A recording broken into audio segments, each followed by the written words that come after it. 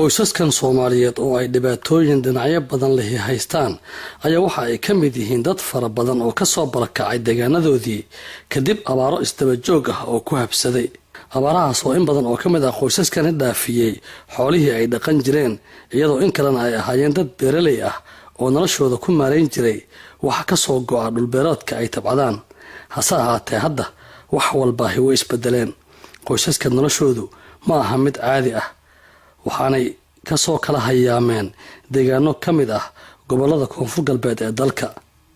gaar ahaan Baay, Bakool iyo Gedo, iyadoo weliba qoysaskani ay u badan yihiin caruur iyo waalidiin isugu jira hooyooyin iyo aabayaal ay duruufuhu u ekaysiiyeen kuwa da' sida haddaba idin muuqata. kolka aad doonto inaad soo bandhigto dhibaatada qoysaskan Soomaaliyeed haysataa oo aad isdhex taagto, waxay u qaadanayaan in wax uun loo sido, kolkaas ay kugu soo yaacayaan heerka ay gaarsiisan tahay dihaalka gaajo ee ay qabaan qoysaskani. dadkan barakacayaasha ah oo hadda guryo yaryar oo ka samaysan baakado iyo maryo duugoobay oo ay isku celinayaan ula aan iyaguba naf dhaaxa lahayn ayaan haddana wadan wax agab ah oo xitaa haddiiba ay helaan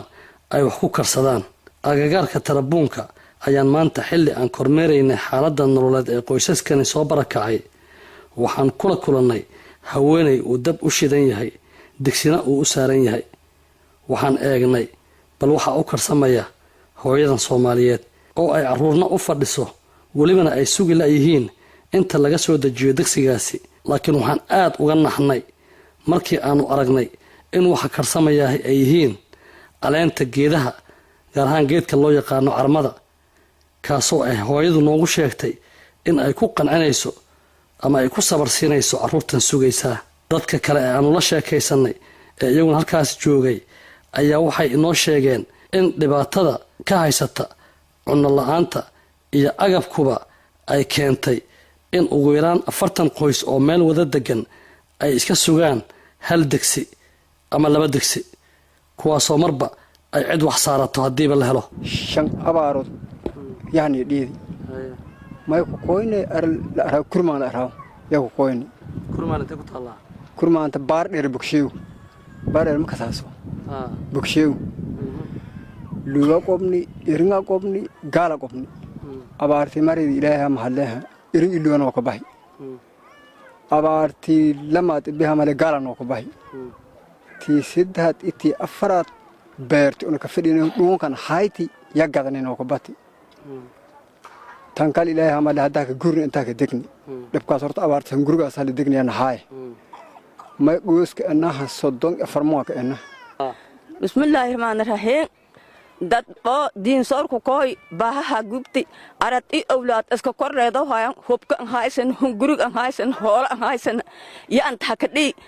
هنجرين كوي نب مجن الله يلاك نول ما هر ميل هنجركم ما أركن هاي شذا فدان صور في هذا فدان ولا سن هنقوله مفدان.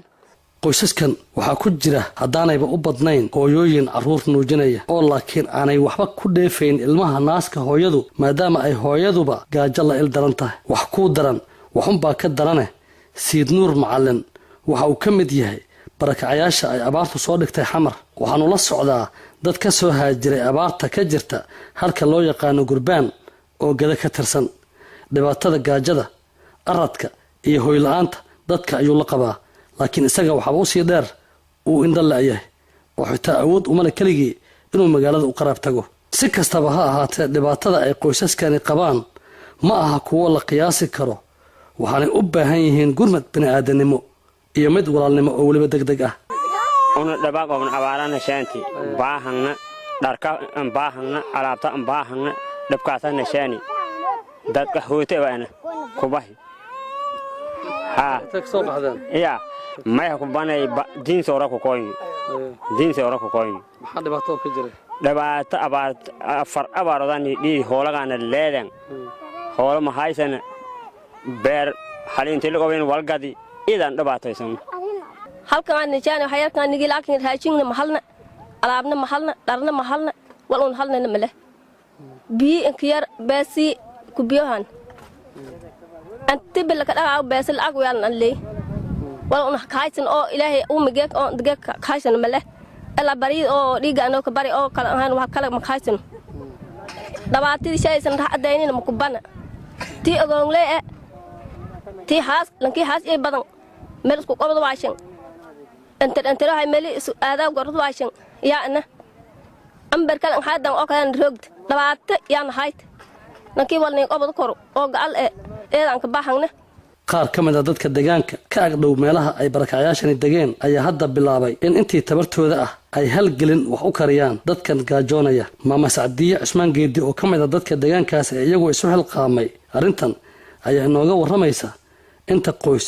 ay hadda nafta u celiyaan بسم الله الرحمن الرحيم وحبدا waxay ila telefishinada masaakiinta anagu u dhawaaqayna baahida haysa waan ka hadalnay waxa ilaahay mahadiis ah in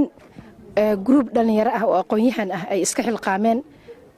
kana tirsan hay'ad la yiraahdo hay'adda barakacyada Soomaaliyeed ayagoo ku nagu dhiirigeliyay annaga dalada sareeda hadaan nahay iyo ayaguna isbiirsano oo aan dadka masaakiinta oo soo habqamahayo oo baahan u ehela'aantu hayso oo gacal la'aantu hayso oo markay goboladooda ka yimaadaan meel ka dambayso ay ku hiranayaan aysan jirin in aan u gargaarno ayay maxaan ku raadayay talagelin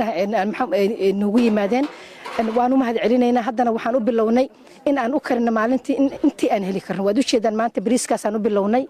in aan u qaybino u bacayno waxaan siin karnaa markayaan siin karnaa intaad u jeedaan waxaan siin karnaa in qadaran oo aan badnayn dadka dhibaataysan haween badan baa la socda oo meesha ku umuloo dhalay kuwa cagabarar ah kuwa maxaan ku raadayay dhimanayo gaajadii ay ku yimaadeen naftu ay kaba sii socotaa marka intaasaan si emergency ah inaan gaarsiino bariiskaasaan u sameynay waan u jeedaan waxaan rabnaa in ummadda Soomaaliyeed ay sidaas oo kale isugu gargaaraan in aan laga xishoon qoftii kila bariis heli kartaa inay keento qoftii heli karta maxaan ku raaday caag saliid inay keento haddaan anagu Soomaali haddaan oo aan isku gurmano oo aan isku gargaarno waxa weeyaan waxay noqonaysaa wax ummaddu ay nagu dayato waxa jirta hadaan maanta aan gacan shisheeye mar walba aan u dhawaaqno waxa ka weyn anagu isku tashano ilaahayna kaashana tada haysata dadka barakacayaasha ay ku dhaqan qaybo ka mid ah Muqdisho ayaa maalinba maalinta ka dambaysa waxay isu sii taraysaa si aan caadi ahayn iyadoo barakacayaashu intaas ay soo soconayaan oo aad arkayso waliba kuwa habqana oo maanta kuwii ugu dambeeyay ay soo galayeen kuwaas oo ka sheeganaya dhibaatooyin aad u waaweyn oo ay gaajo ugu horeyso Cabdinuur Muudey telefishinka qaranka Soomaaliyeed Muqdisho